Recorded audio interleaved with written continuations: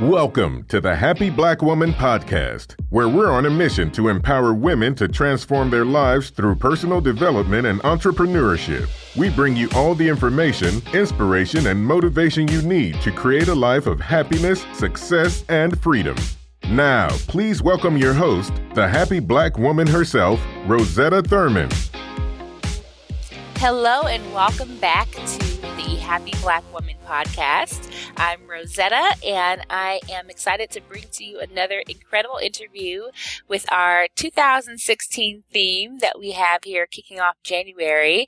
And it's amazing that we have not talked about relationships a lot yet on the show. So you will be really pleased to know that we have someone very special on the line to talk about how to manifest more love in 2016.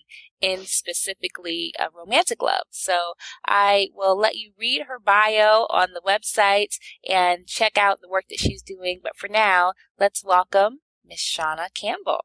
Hi, aloha everyone. Thank you for having me. Well, people may be wondering, why is she saying aloha? Shana is in Hawaii as well. Many of you know that I live in Honolulu, Hawaii, and that's where I met Shana, 2 years ago now? Yeah, it's crazy. On Thanksgiving Day. On Thanksgiving Day, a mutual friend introduced us, and we've been thick as thieves ever since. Shana is actually, I'll let her tell more about her work, but she has a background in marriage and family counseling and therapy, and she's now a relationship coach, a love coach, rather. And I like to tell people that Shana's my unofficial relationship coach because I've learned so much from her and gotten so much value from just heeding her advice. So you guys are in for a real treat. So Shana, just to jump right in, can you tell everybody what's your mission and what's the work that you do? Like I usually tell people, simply put, love is my mission. I believe that because love is my mission, I feel like I'm just simply here just to remind people that they're loved and lovable, to put it in a nutshell. Because I think sometimes we could forget, if people experience like life disappointments or heartache and, if life challenges, sometimes they may not feel the love, you know what I mean? And I think that's one thing that's unique about my work. I really focus on self-love. And I believe that's foundational in every relationship. I think sometimes when it comes to a romantic relationship, sometimes we may not include that factor. In addition, to answer your question more in depth, I tell people I work with single men and women to enhance their love life through self-love. So that's me in a nutshell in terms of the work that I do. Well, let me ask you about that phrase. So everyone has their own experience with romantic love, and a lot of people would not expect that the path to getting there is with self-love. So can you just explain a little bit about why you focus on self-love if you really are all about helping people? Right. So when I tell people what I do as a love coach, automatically they already have their own assumption. So initially I tell them, I'm not a matchmaker. I don't give dating tips. I'm not going to teach you how to flirt or what to do. And there's nothing wrong with that. But for me, I'm going to focus on self-love because I've seen through my personal observation that people may enter a relationship without examining themselves first. And the reason why I like to start with, when I talk about love and relationships, I'd like to talk about self-love because that's where it starts. Because the love that people are seeking, that we are seeking, already resides within us.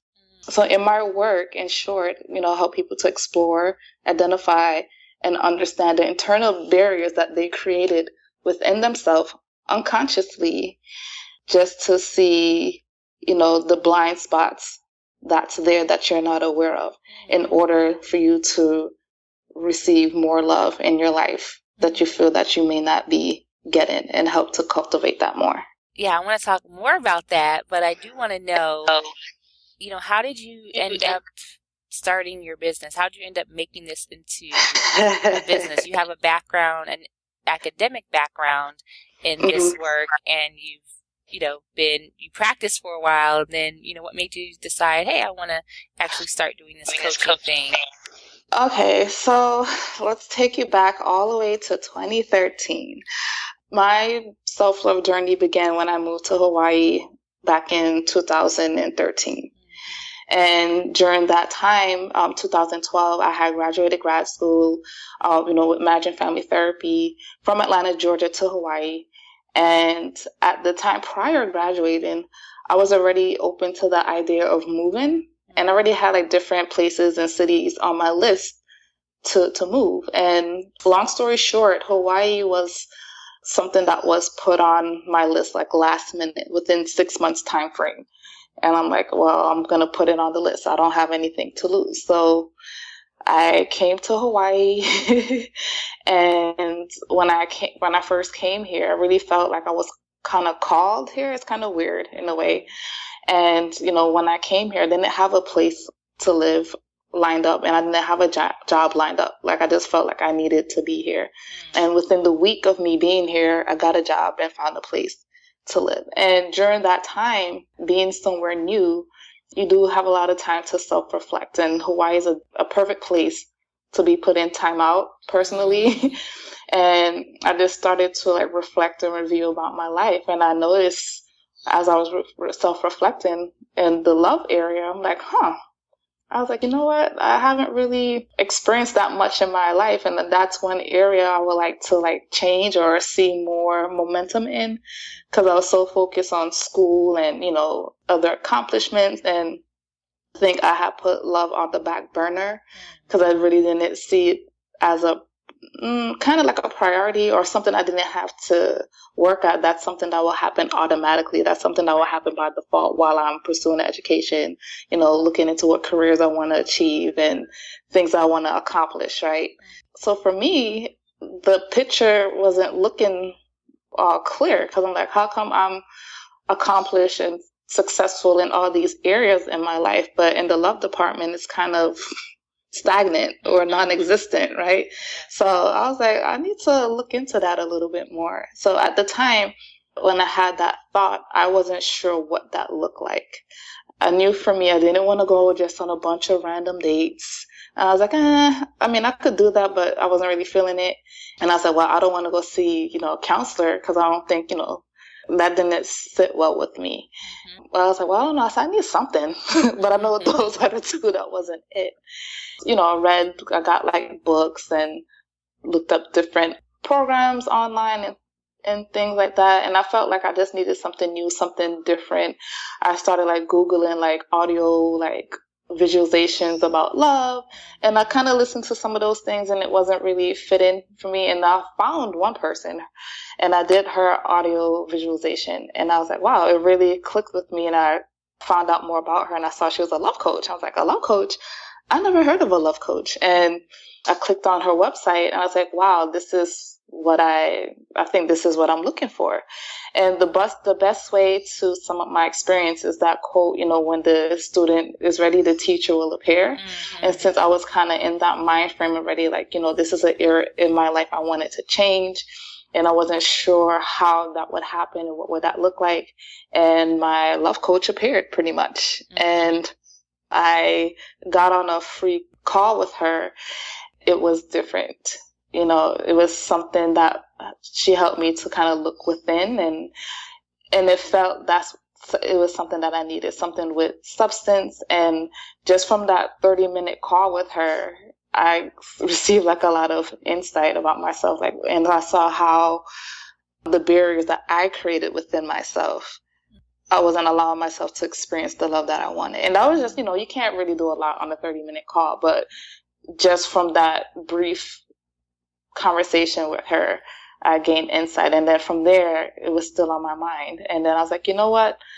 I'm going to go ahead and invest in myself to work with this love coach.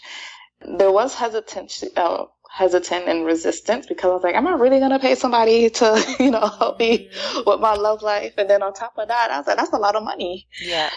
And then I really had to sit with myself, well, do you want change in this area? I invested in myself in terms of money and time in other areas like education and other pursuits. Like, why not in love? So honestly, that's one of the best decisions that I ever made, because even though I started working with her, I didn't get a man at the end of the program. Right. But during the process, I was on a self-discovery process about learning self-love about myself. And during that time, I felt more connected with myself than I have felt in a long time. And that's what really spurred me on to, you know what, I want to do this and to share this with other people. Yeah. Oh, that's amazing. I mean, it's incredible how we can have such a powerful experience for ourselves and then be inspired to want to create that for other people. And it's like you went first. And I love so many things that you shared about your story. There's things that we can learn just from listening to people's stories. And one takeaway was that you decided that romantic love was going to be a priority for you and invested in yourself to support that goal.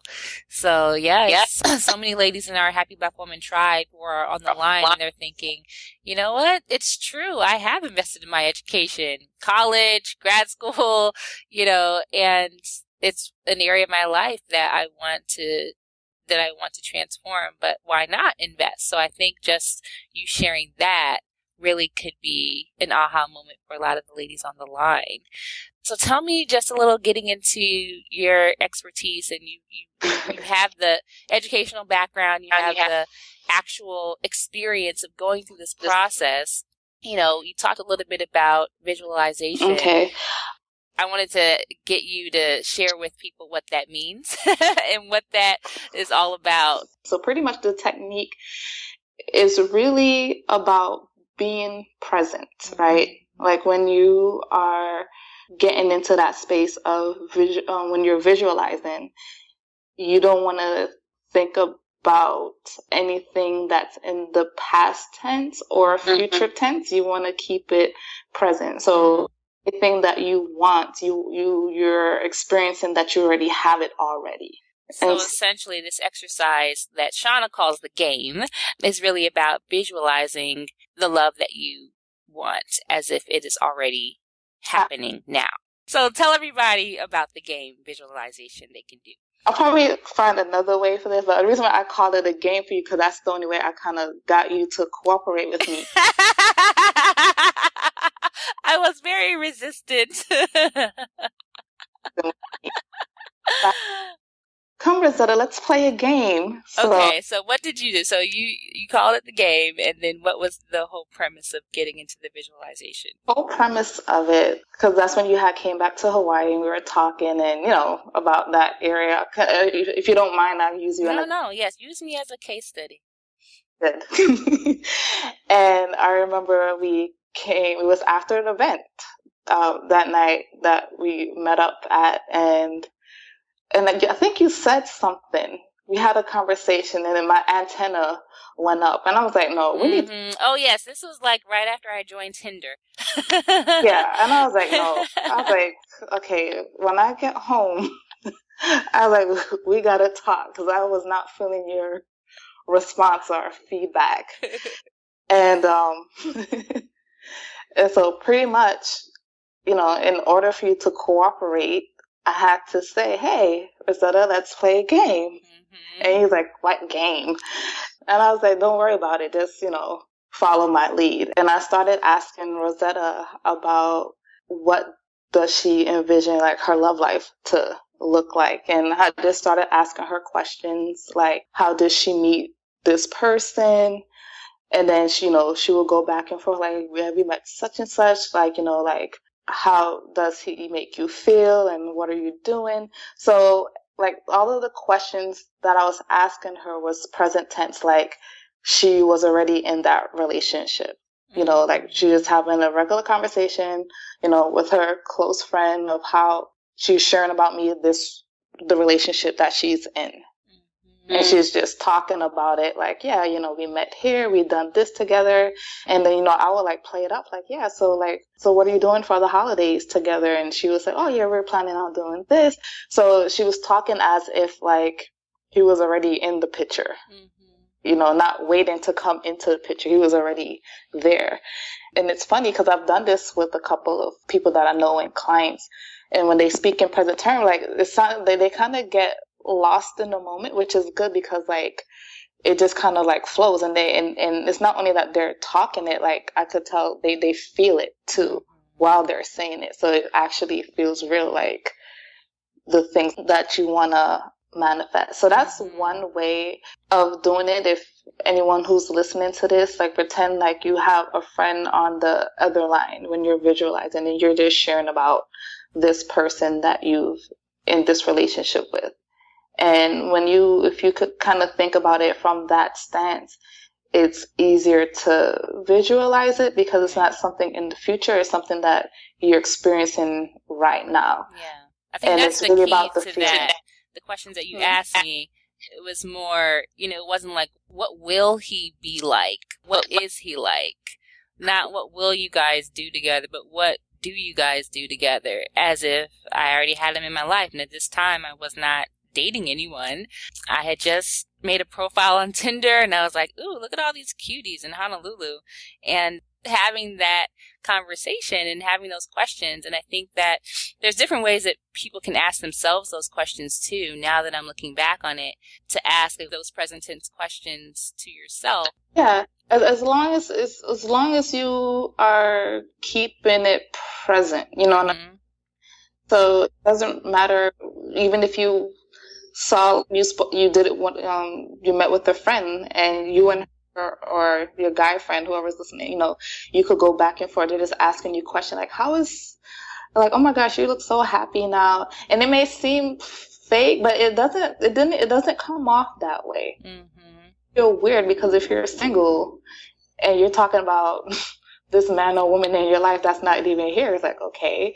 But when you actually allow yourself to be playful, part of, when we talk about manifestation and things that you want to attract in your life, it's not serious or heavy. You don't want to have, keep it light, keep it playful, and know that what you're talking about is possible for you. You know what I mean? Yeah. And I remember that there weren't questions about like, I don't think that you asked me like, what does he look like? Or, what does he do? Or like those like canned questions. I remember it was more about the experiences that we had together and how I felt when I was with him. Yeah.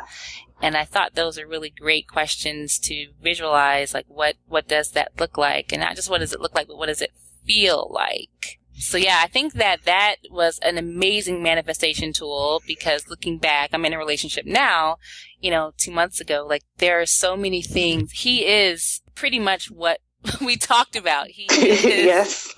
He makes me feel the way that I said he did 2 months ago. It's really powerful, and it's really, I think the word I used in the beginning was creepy.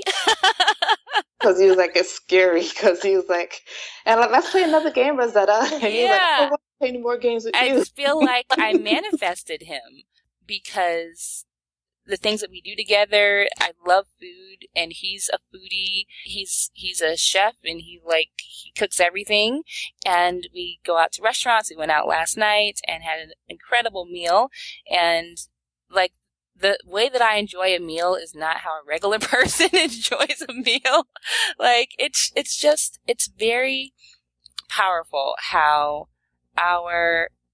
we can consciously create what we want, whether it's in our business, in our career, and in love. So that exercise, if you only did one thing that Shana recommends, I would recommend doing that, the game visualization. Yeah, and I like the fact that you brought up is consciously creating. And that's what it's about. And that's what my love coaches and mentors, there's 2 of them. And that's what, that's why it's called, creative love, certified creative love coach, because we could create the love that we want to experience. And it's, consciously. And a quote that I learned from my coaches, my love coaches, and I talk about it with my clients. And it's a quote by Carl Jung, and it goes like this: until you make the unconscious conscious, it will direct your life, and you'll call it fate. That's why it's so important to consciously create, because I feel that many people, live their life on default, a lot of times not aware.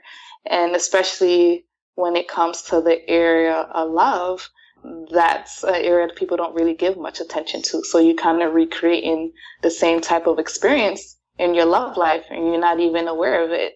And that's where I come in. And that was the main thing when I was working with the love coach.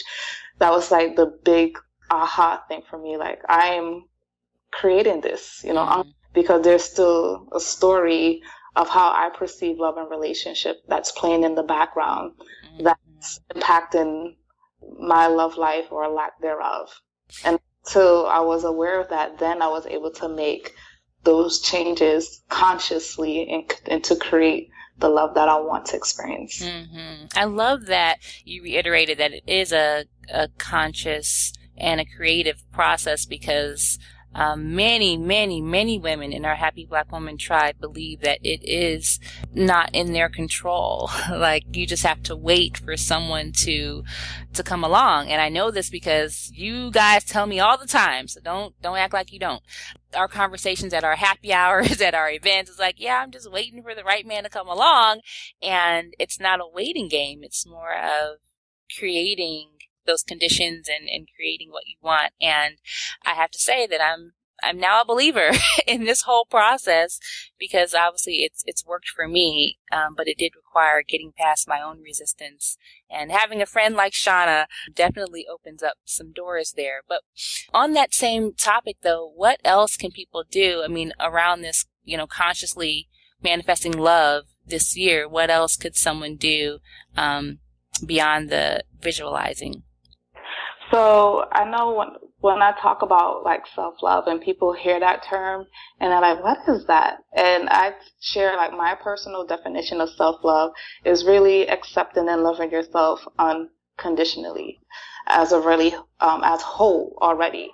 Because most people, if you don't come from that space, you may have, it's the same like having like an abundance or a lack mindset when it comes. So if you're coming from a place of lack when it comes to love, like, oh my gosh, all the good ones are taken, or there's not certain people in my city, then, you know what I mean? And then if you want to experience the love that you desire, like, how could you really experience that from that place of lack mindset?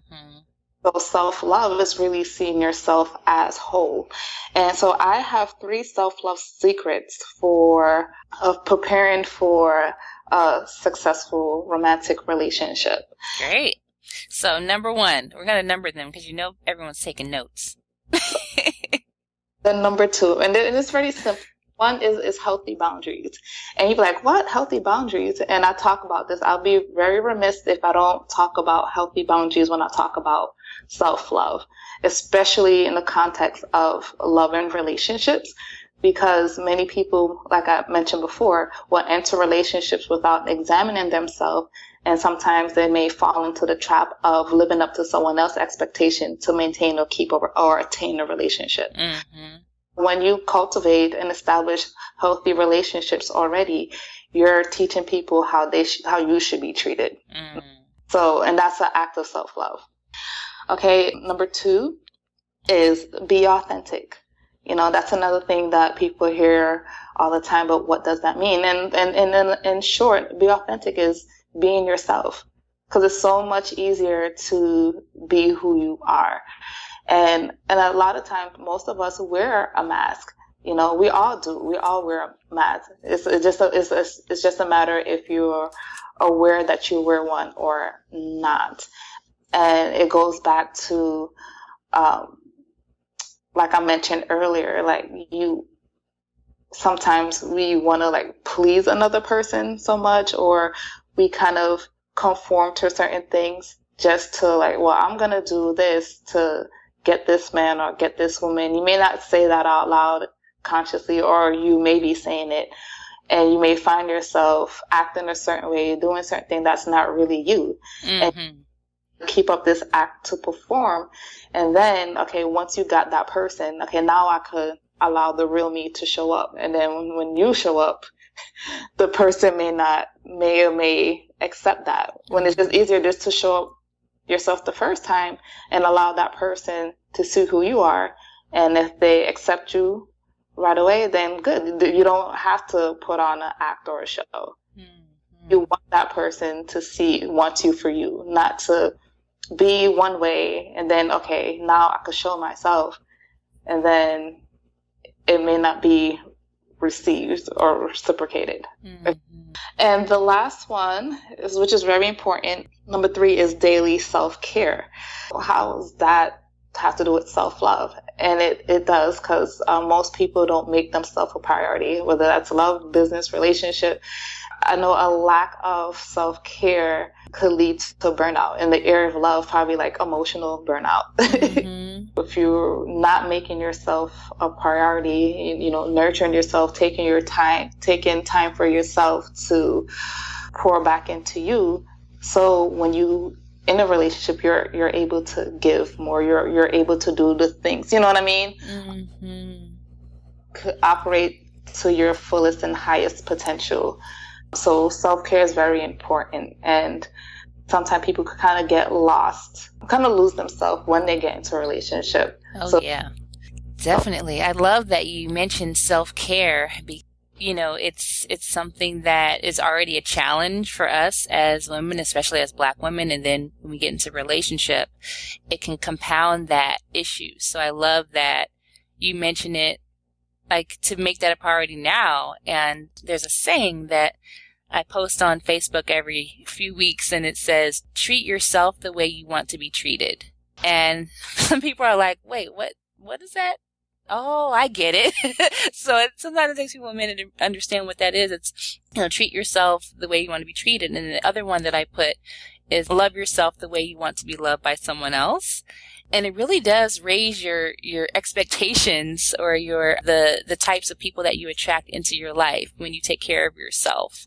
And then it becomes like, of course, I get my mani-pedi on Fridays. I've been doing that for the past 2 years. And because you're in my life doesn't mean I'm not going to continue to do that. I'm not going to continue to, take care of myself. I'm not going to let myself go, because that happens a lot too in relationships. So I love that you mentioned self-care. Self-love, that's a sexy trait. Great quality to have. It's attractive, because it's not the outer beauty per se. Most of the time it's the inner beauty. And I had a quote that I came up with last week. I wrote it down and I can't remember. And another way to think of self-love is allowing your inner beauty to shine out. Very attractive, and it's really learning to experience love from the inside out. Because if you think about it, if you're someone who loved themselves not from a vanity or ego place, but really from a place that you see yourself as whole and healthy and loving yourself unconditionally, and someone who's like in love with life, when people see that, like, wow, I want to get to know that person. Woe is me and life is not great, and that's not cute. You know what I mean? That's true. It's so true. People can sense your energy, and I feel that you can attract what you are. So if you're always complaining, it's very easy to attract a complainer into your life. And I feel the more that we can shine our light, the more people are drawn to it. The thing that I always get from guys is, there's something different about you. And I love when people say that, because it means that I am projecting what I want to be out there in the world. And so I encourage you guys to really sit down. If one of your goals is to manifest romantic love in 2016, to sit down and actually do your visualization, and to sit down and examine whether you are being authentic. And if not, how can you be more authentic? If you are, not doing your self-care, to really get a process in place for that. And what was the first one? Healthy boundaries. Yeah, the boundaries. Yeah, we can do a whole show on that one, right? So to really make sure that you're establishing those boundaries. So great tips, Shana. I have a few more closing inspiration questions for you as we get to the end of our interview. I'm curious, with all of the work that you've done, I know that you've done a lot of studying, what would be one of your favorite books, either on this topic or on personal development? What's a book that really has inspired you? It's hard because I'm a bookworm. I know. But one thing, since I was prepared for this interview, one book that came to me that I kind of circle around, I read from time to time, called "In the Meantime" by Iyanla Vanzant. When I first read it, it was like, wow. And the reason why I like that book, "In the Meantime," it discusses the different stages and seasons in our life. Experience moments that we may feel stuck, or life disappointments, things that may be unfavorable, and really there are like blessings in disguise. And probably those things or those experiences is beckoning our attention to start looking within and to look at ourselves honestly, to see, not so much questioning like, why did that happen? But it starts to begin that inward journey of then with yourself. And the title is perfect, like, in the meantime. Like, what do you do in the meantime when you feel stuck? Like, okay, if I'm single, like, or I just had a divorce, or, or broke up, or, just lost my job. It's those in the meantime spaces to reflect about our life and ourselves and what we want to do. And it's in those moments that seems uncomfortable and we want to run away. And it's very aligned of the work that I do, because if a person decides to work with me, what Rosetta is sharing and talking about, it sounds fun and cute and bubbly, and it is.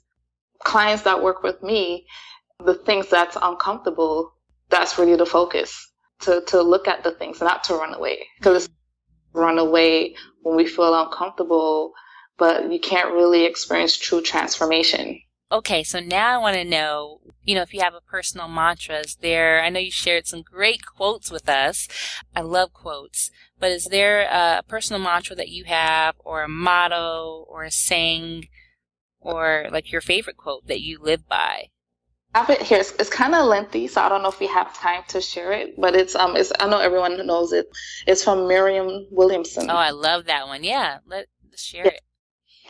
So it says, "Our deepest fear is not that we are inadequate. Our fear is that we are powerful beyond measure. It is our light, not our darkness, that most frighten us. We ask ourselves, who am I to be brilliant, gorgeous, talented, and fabulous? Actually, who are you not to be? You are a child of God. Your playing small does not serve the world. There is nothing enlightening about shrinking so other people won't feel insecure around you.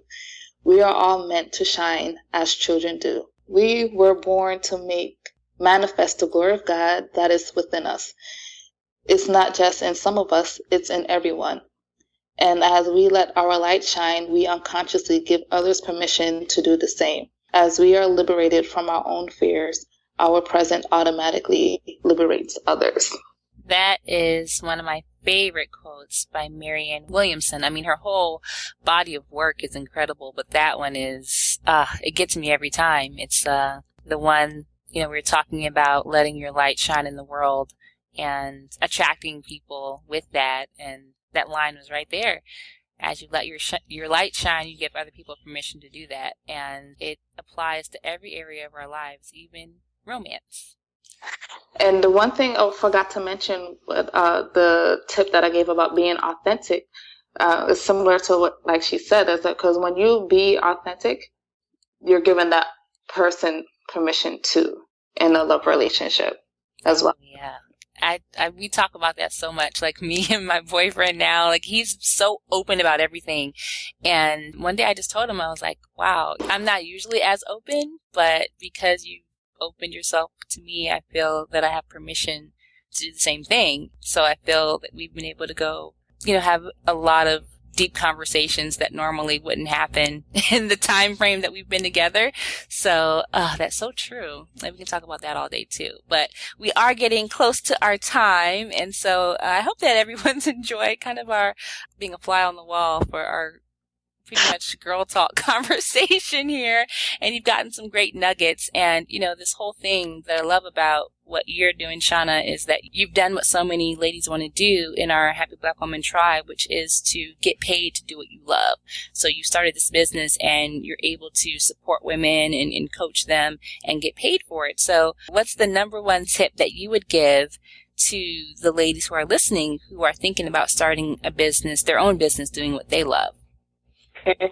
Well, for me, I was a client that became a coach. And at the time when I really wanted to do this, I got laid off from a job when the certification process. For me, that was like a blessing in disguise.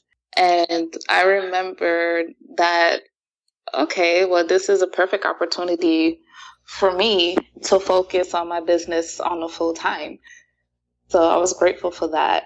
So the number one tip is, like I've been sharing throughout this podcast, is, remember the love you seek already resides in you. And you need to start looking within, not to look outside of yourself too much. Mm-hmm. Once you start to increase self-love, you truly experience true love from the inside out. And also that true love is possible for you. Yeah. And so important for all of us who are building businesses and being in that space of, for me, it puts me in my masculine to be building my business. And I love that keeping that at the forefront as a priority helps me to also balance with my feminine. So definitely we all, whether you're in a relationship or not, we are all still in a relationship with ourselves. And the more that we love ourselves, the more that it has a positive effect on everything, especially in our businesses. So thank you for that wonderful reminder for us. And I know that there are lots of ladies who are going to want to stay in touch with you. And so how can they stay in contact? How can they get more information from you? You've just given us some great nuggets, but how can they get more from you? Well, they could find me on my website, ShanaLoveCoaching.com, SHANA, lovecoaching.com, and also the same name on Facebook, my Facebook page, and I'm on Twitter, ShanaLoveCoach.com, not .com, Twitter, just Shana, at @ShanaLoveCoach. Mm-hmm. And Instagram is Shana Love Coaching. I think that's it. And if they want to contact me directly, Shana at ShanaLoveCoach.com. Cool. And do you have, when people go to your website, is there something that they can download or? Yes. So I am offering my free gift to your wonderful listeners is Elevate Your Love 2016. So it's, since the new year is here, it's really about, this just a little worksheet for your love and relationship goals. Mm-hmm. And so whether if you're a single individual or someone who's already coupled up or married, you could benefit from the worksheet, Elevate Your Love 2016. Mm-hmm. Great. So how can they get that? Will they get it when they go to your site? I don't know. Is that something that you could? Yes, they could get it from my site. Okay, great. I don't know. We'll put the link in the show notes so they can click there. We'll put the link so they can go to your site and then they can. I love it. So now you all know how you can stay in touch with Shana. And if you do, contact her, tell her that Happy Black Woman sent you, so I can get some more free relationship coaching. But anyway, thank you everyone for listening to our Happy Black Woman podcast here. This interview is just one of many, many amazing conversations that we've had. If you have not listened to our previous episodes, do yourself a favor and go back and listen to them now, because there's so much wisdom from all of our guests so far, including this one. So thank you everyone for listening, and I'll see you next time on the Happy Black Woman podcast. Thank you for joining us on the Happy Black Woman podcast. If you want all the show's notes from today's episode, go to happyblackwomanpodcast.com. Plus, we'll send you a copy of Rosetta's free life mapping workbook. We look forward to empowering you next time.